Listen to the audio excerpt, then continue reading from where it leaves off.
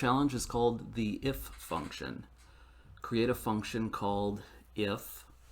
Unfortunately, they put underscore if. It doesn't make sense. I don't know why they did that if they called it capital IF over here, sloppy, which takes 3 arguments, a boolean value, bool, and 2 functions which do not take any parameters, named func1 and func2. When bool is truthish, we just say true, func1 should be called, otherwise call the func2. So yeah, I think it's clear what they mean. You can see this example down here. If true would be the first one, this condition, if that's true, they got a function here. They're using lambdas, right, in the example. We've covered lambdas and we'll continue to. Right, and so they expect true to be written to the console in an example like this, right? It should have fired this one. So if true, basically you're invoking function 1, otherwise invoke function 2. And so the actual implementation itself, go ahead and pause and crank it out, is pretty simple, right? It's just a conditional statement. What's weird about this challenge for you is probably seeing this type action, which is new, and you're wondering, wow, what the heck type is that? And so we'll go over that in here. If you just want to get right to the answer though, we can do that. If condition, right, I can say func1 else func2, right? If it's true, call the first one, else call the second one. Notice I just added the parentheses to actually call the function. So this is sort of like a variable name for the function itself, and then if you take that variable name and put parentheses on it like you would calling a method, that sort of fires it off. And so this should be good. We'll talk a bit about what action is here. I'll assume that's right. Okay, so yeah, not a lot going on there, but what the heck is this action thing? So we'll go over to the doc page, and we notice that it's called a delegate. And so the brief description reads, encapsulates a method that has no parameters and does not return a value. So what is a delegate? You know, you can kind of think of what that word means. You know, a delegate in the noun sense or in the verb sense, to delegate work to someone or some other entity. But you can almost think of it like a representative, right? So this kind of represents a certain group of methods. And I kind of like to think of it as categories of methods based on their signature. Now this action is the simplest one. It's the situation where you have a method with no parameters and the return type is void.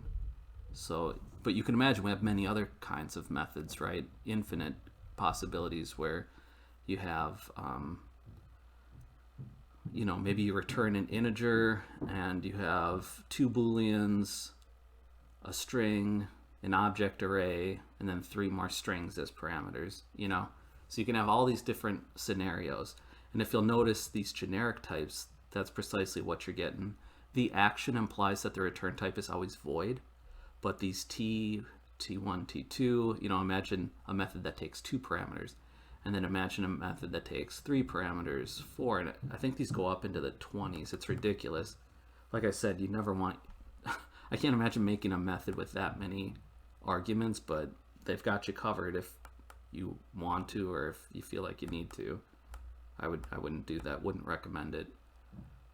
But yeah, so we're going to be talking delegates here, and just know that the action is like the simplest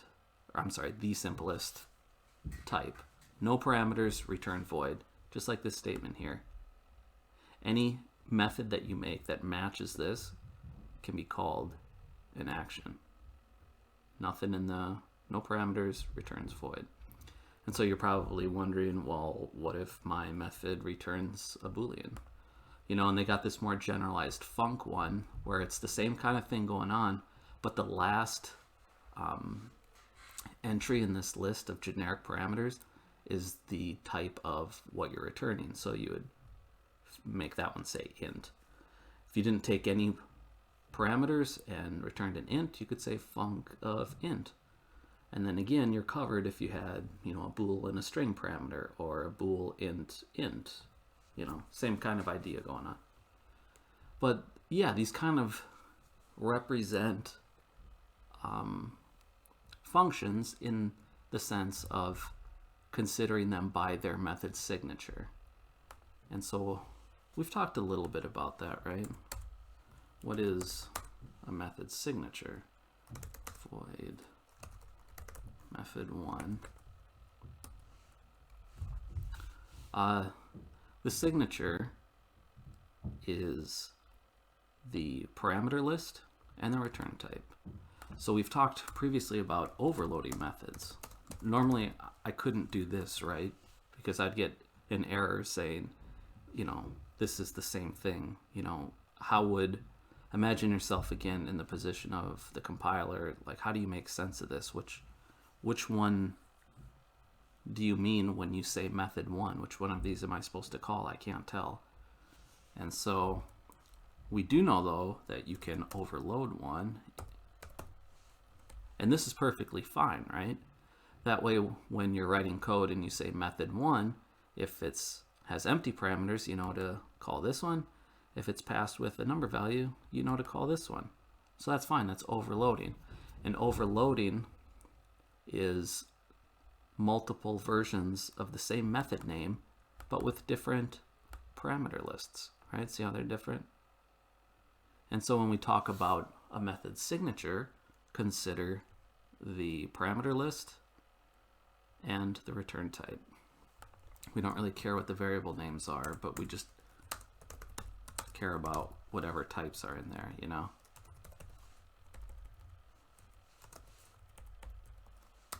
Like that. Int, bool, string.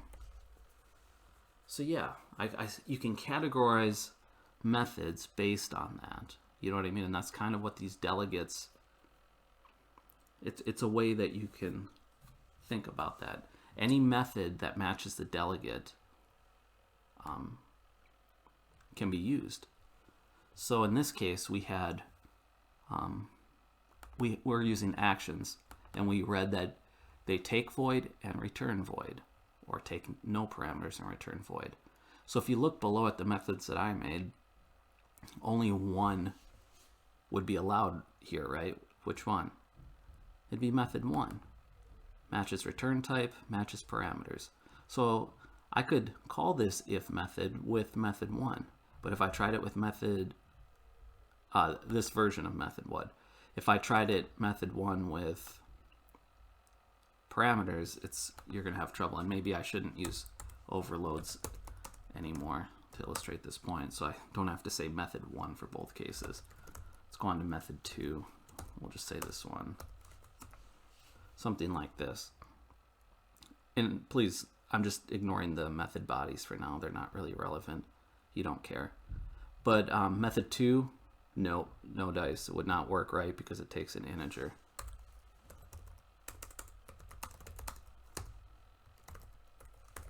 How about that one? Yeah, we could use method 1 and method 3 in here, right? Yeah. So those match. And that's sort of the idea behind delegates and actions. We'll, I'm sure, get into them more in later challenges. The way that I use them personally always comes up with working with events. And we'll get to that too. This video won't be about events.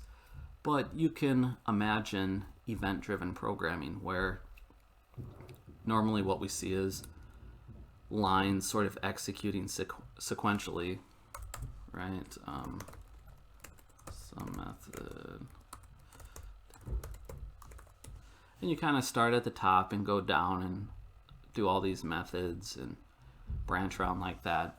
But with events, you sort of, they fire off based on conditions that you set up, based on program state. So they don't necessarily always get called at the same time.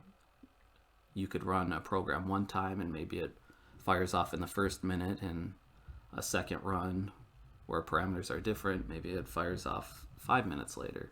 You know, it's not based on a determined sequential order. It happens whenever you tell it to happen based on conditions.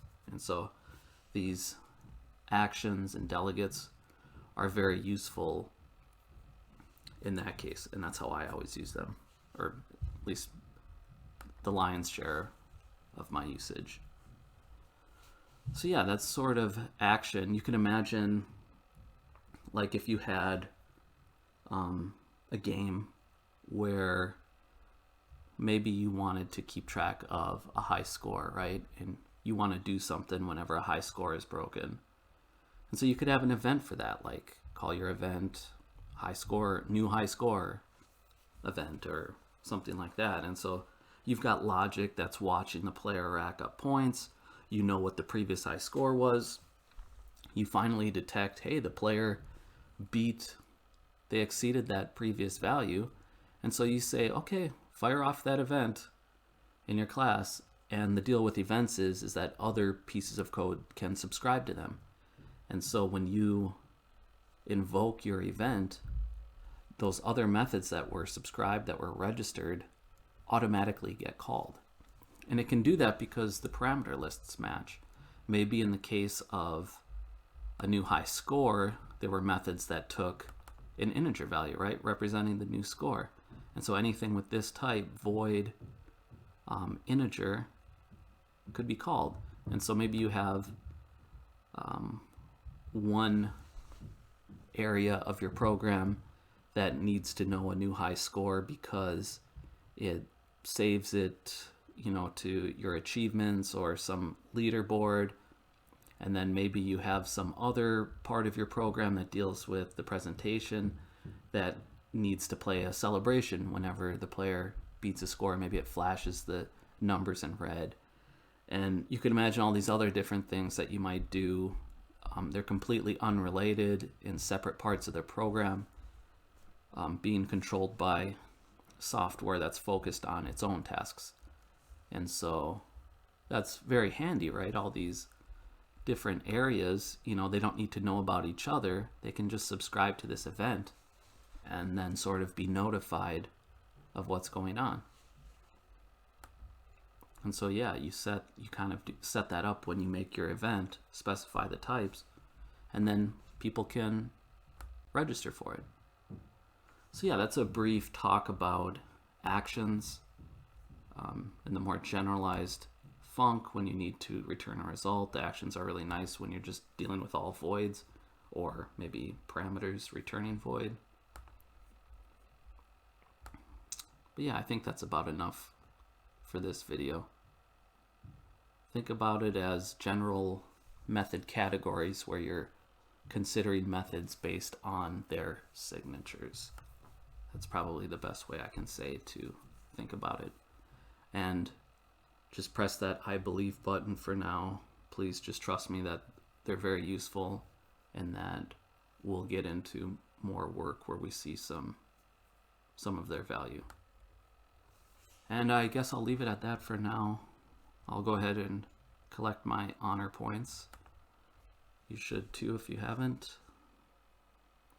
Oh, I muddied the waters here with all the other stuff. Let's get rid of that. We don't need that anymore.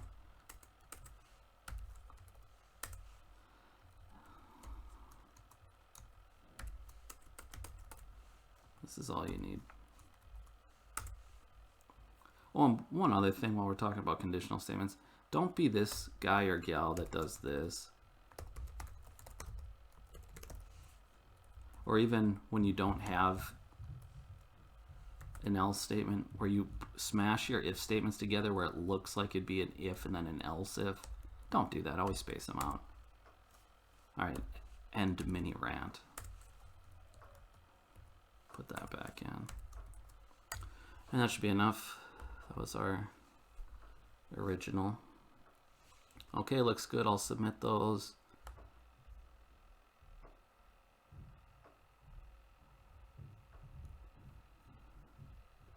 You can see they use the ternary operator there. Good stuff. This is more like what we did. So yeah. They use the invoke method. That works too.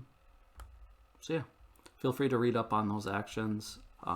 Definitely don't hesitate to hit me up with questions. I know that's new and probably kind of weird, but it'll become clear and you'll like them very much when you figure out how to use them. So thanks for watching. See you soon.